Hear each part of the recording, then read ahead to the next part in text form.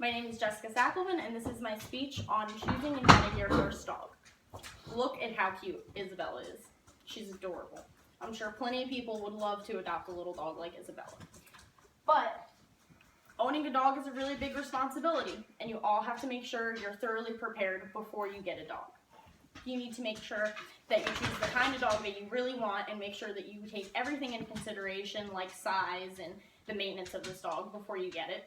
You need to make sure that you have everything you need for this dog, probably before you get it would be the best way to do things. And finally, you need to figure out exactly where you're getting your dog. So when you choose what kind of dog you want, you need to take size into consideration. This is very, very important, because if you have not a whole lot of room and you don't have a whole lot of space outside, or you just have a preference to smaller or larger dogs, you need to make sure that you choose something that fits your preferences.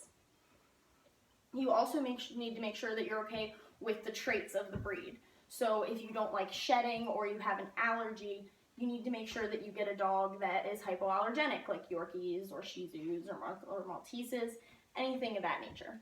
There are over 339 breeds of dog according to the World Canine Organization, so you should have plenty of choices to choose from.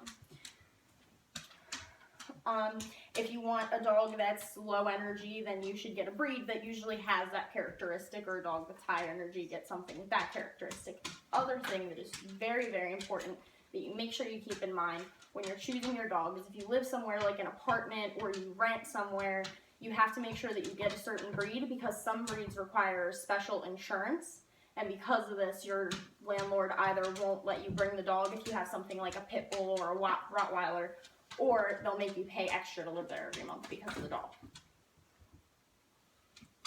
Next, you need to make sure you can properly care for the dog you want. This is very, very important. So you want to make sure that you get a food that's appropriate for your dog, and you need to make sure that you can afford to take care of the dog that you're taking in. So if you have a dog that you know can possibly have some medical concerns in the future, you have to be financially prepared to deal with the medical concerns that may arise. If you have a larger dog or a dog that eats more for some reason, you need to make sure you can pay for all the food your dog's going to eat. But if you have a little tiny dog like little Isabella that I had in the beginning, you won't have to worry about food as much because she won't be eating as much of it. But if you have a really big dog like a Great Dane, you have to be prepared for some higher food costs.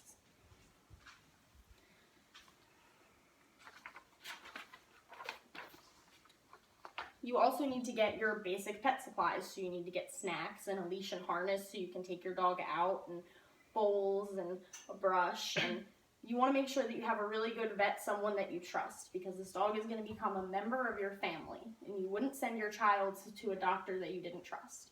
So you should have the same mentality when you go into looking for a vet. Also, some dogs, like Yorkies and Shih Tzus, need regular grooming. So every 6 to 8 weeks, you're going to have to bring your dog in to get groomed. The first thing you want to do is make sure that whatever groomer you're going to is a good groomer and is going to properly care for your dog. The other thing is if you're going to get a dog that needs regular grooming maintenance, you have to be sure that you're going to be able to pay for your dog to get groomed every 6 to 8 weeks. You have to be sure you can handle the time that goes into taking care of a dog. So if you know that you're not going to have a whole lot of time during the week to play with your dog and to sit with your dog and train it, then maybe now's just not the best time to get a dog, and you should wait until you have a little bit more time. But if you say, no, I come home every night at 5 o'clock after I work my 9 to 5, and it would be really great to have a dog there, we could spend a lot of time together, then that's great. Finally, you need to choose where you're going to get your dog. So your first option, which is the option that I would say is the one I'd suggest after, if neither of the other two work out for you, is finding a breeder. You need to make sure that you find a really, really good breeder and make sure that they properly care for the animals that are there, because there are a lot of puppy mills out there.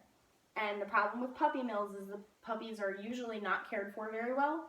They don't get the correct sustenance, which means they have growing problems.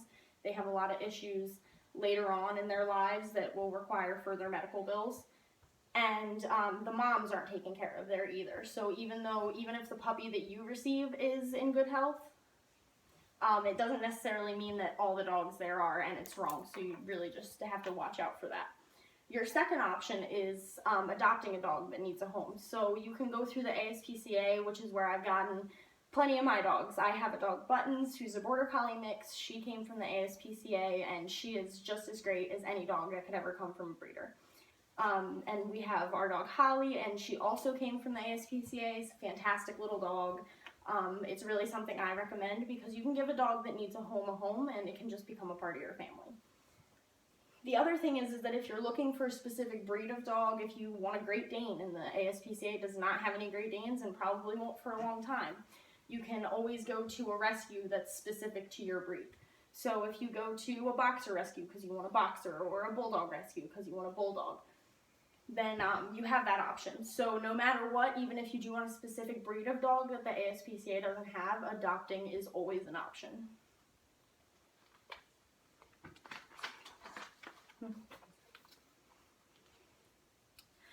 So it's very important that you consider all the traits of the breed that you're choosing before you go into this. It's important to make sure that you're accurately prepared, and it's also very, very important that you choose the right place to get your dog. A dog can become the most loyal friend you'll ever know and a giant part of your family that you wouldn't give up for anything. So I really suggest going out and getting a dog if you can handle the responsibility of owning one. Thank you. Yay. Very good.